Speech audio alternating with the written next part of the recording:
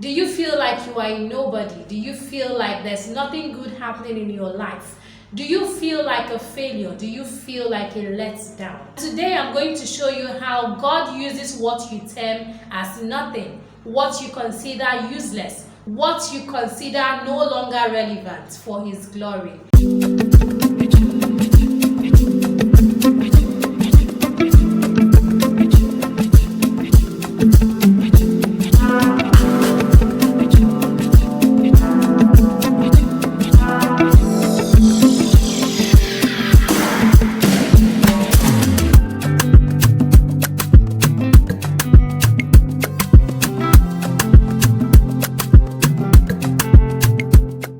Hello LYLSS Fam, welcome to Let Your Light So Shine. My name is Monica and it is a joy to bring this message to you today. My topic for today is God wants you because you have nothing. Do you feel like you are a nobody? Do you feel like there's nothing good happening in your life? Do you feel like a failure? Do you feel like a letdown? Well, today I'm here to tell you that where you are is a good place for God to meet you. God is ready to use you in your so-called nothingness, in your so-called failure, and in your so-called unaccomplishment. And today I'm going to show you how God uses what you term as nothing, what you consider useless, what you consider no longer relevant for His glory. God uses what you think is useless, what you think is irrelevant, and what you think has nothing to offer. He uses these things for His glory and for your good. My passage for today is Luke chapter 5 verses 1 to 9. You know, I always urge you to get your Bibles and let's read, and today I do that once again. Please get your Bibles, whether they're on your phone, your tablet, your computer, or you have them in hard copy. Get them and let us look at these scriptures together. So it was, as the multitude pressed about him to hear the word of God, that he stood by the lake of Gennesaret, and saw two boats standing by the lake. But the fishermen had gone from them and were washing their nets. Then he got into one of the boats, which was Simon's, and asked him to put out a little from the land. And he sat down and taught the multitudes from the boat. When he had stopped speaking, he said to Simon, "Launch out into the deep and let down your nets for a catch." But Simon answered and said to him, "Master, we have toiled all night and caught nothing. Nevertheless, at your word I will let down the nets." And when they had done this, they caught a great number of fish, and their net was breaking. So they signaled to their partners in the other boat to come and help them. And they came and filled both the boats, so that they began to sink. When Simon Peter saw it, he fell down at Jesus' knees, saying, "Depart from me, for I am a sinful man, O Lord." For he and all who were with him were astonished at the catch of fish which they had taken. Okay, that is the passage. This is a passage where Jesus called Peter. But before he called Peter to become a disciple of his, this was what happened. Jesus was doing what he used to do. He was preaching as usual to the people. And this time he was at the waterside. He was standing like at the bank of the river. And the people were pressing upon him. It means there was a large crowd. Everybody wanted to get a view of Jesus. Everybody wanted to be in front. So they were pushing, and it looked like they were going to press him onto the waters. And so Jesus knew that he needed to leave that space. He was initially standing, but he knew he had to go somewhere. He had to stay somewhere and teach them the word of God. And so he got on an empty boat. That boat happened to be Peter's boat. He got on that boat and he preached. Now, we are told that the boat was empty. We are told that the fishermen were washing their nets. It means they were done. And so Jesus got on this empty boat. And when he was on that empty boat, he preached to the people. But that was not all. When Jesus was done preaching, he said to Peter, "Let us go a little into the water so that you cast your net for a catch." He didn't say, "Cast your net, maybe you'll get a catch." He said, "Cast your net for a catch." meaning that there was a certainty of a catch. And Peter said to him, we have tried fishing all night, we didn't catch anything, and this is where we are. But because you say I should go into the water, because you say I should go for a catch, I'm going. I'm obeying you, I'm following your instruction. And so Peter did as Jesus had requested. And he went into the water, he took his boat into the water and he threw his nets. And what happened when he threw his nets? When he threw his nets, he caught a big catch. This catch was so big that he had to call the other people from the other boats. Remember that at the beginning we were told that there were 2 boats and the fishermen had washed their nets. So it wasn't just Peter who washed his net. Even the other fishermen in the other boat had washed their nets. And so because their boat too was close by and it was empty, Peter called to them and said, come and help us catch this thing. And so because Peter's net was full and overflowing, he had to give some off to the other fishermen. And they too, their own boats became so full that it was about sinking. It was almost sinking. So Peter's boat was full, the other fisherman's boat was full. Can you imagine that? For people who caught nothing just last night and this morning were washing their nets, had not just 1 full boat, but 2 full boats. And why did that happen? Because Jesus gave the instruction and Peter obeyed Jesus' instruction. When you're going through life, sometimes you feel you're at the end. You feel like there's nothing good that can come out of your life. You feel like you have tried, you have put in the effort, you have done your best, you have done what you're supposed to do, and nothing good has come out of it. You feel like you have wasted your time. You feel like your life is not worth living. You feel like your life is a waste. This is a message for you. Jesus used Peter's empty boat as a platform, as a pulpit for his teaching. Why? Because it was empty. If Peter had a full boat of fish, Jesus would not have got into his boat.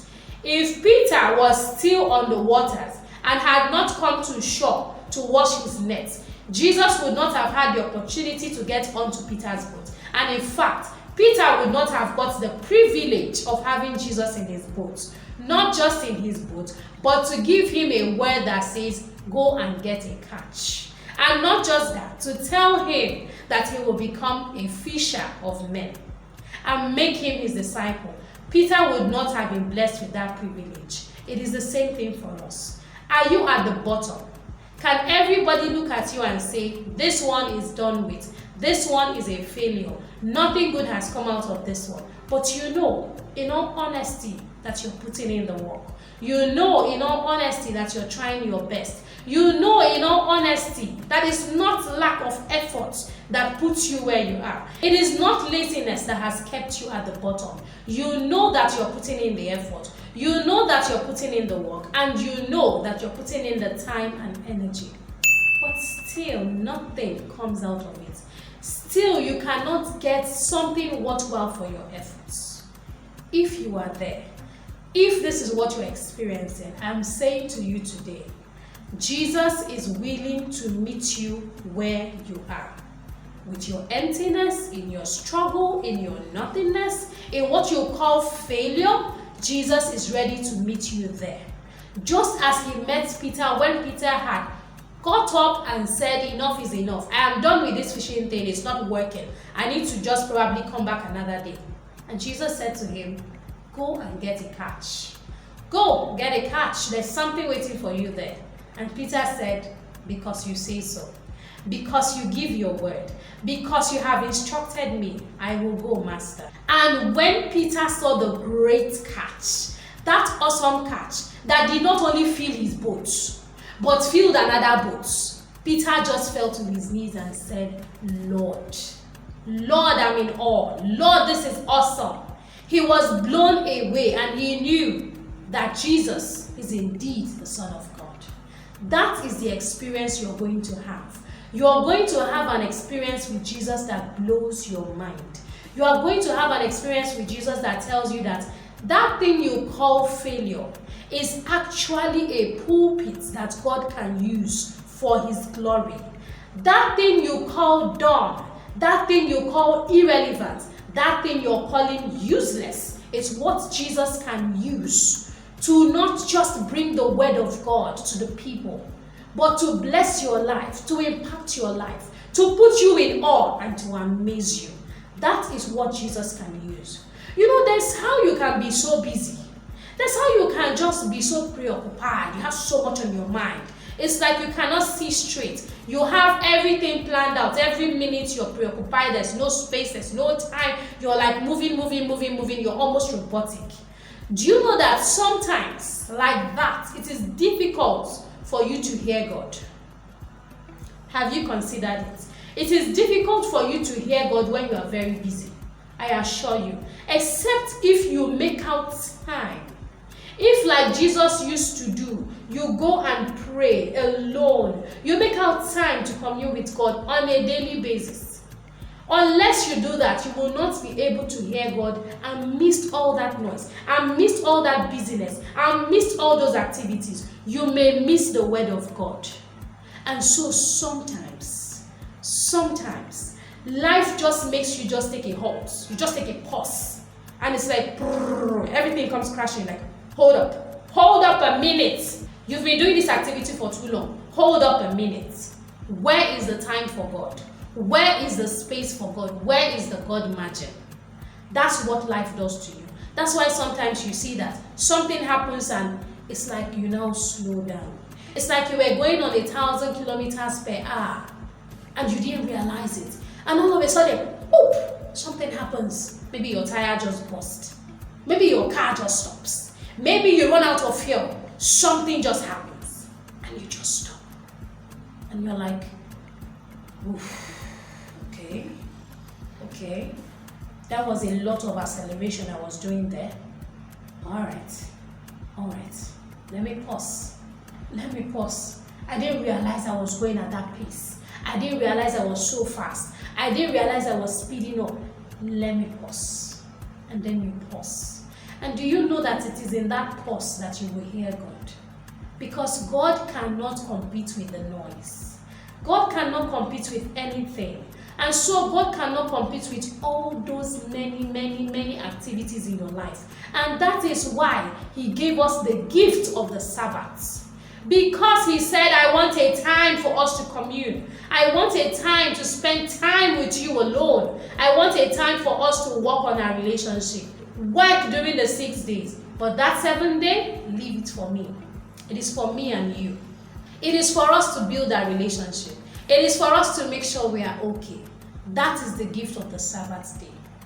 And so, if you are in a time of Sabbath, if you are in a time where it looks like nothing is working out and you seem like you're on a timeout, you seem like you're not quite sure what's happening, you're putting in the effort, you're not seeing any positive results, I am here to tell you that just as Jesus got into Peter's empty boat, just as Jesus got to meet Peter at a time where it looked like Peter's efforts were wasted, Peter's efforts were not yielding any fruit, I'm here to tell you that Jesus can use your so-called downtime to take you to where He wants you to be, to make you become who He wants you to be, whether it's a fisher of men, whether it is a pastor, whether it is a reverend, whether it is to even change the trajectory of your life, whether it is for Him to change the direction of your life and repurpose you for His greater glory.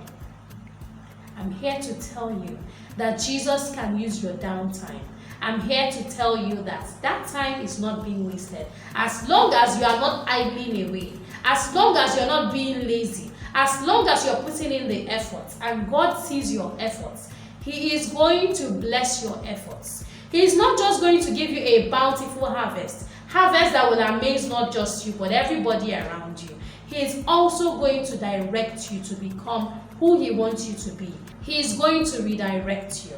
He is going to show you what purpose He wants for you. And He is going to come into your emptiness, your void, that thing you call useless, He is going to use for His glory.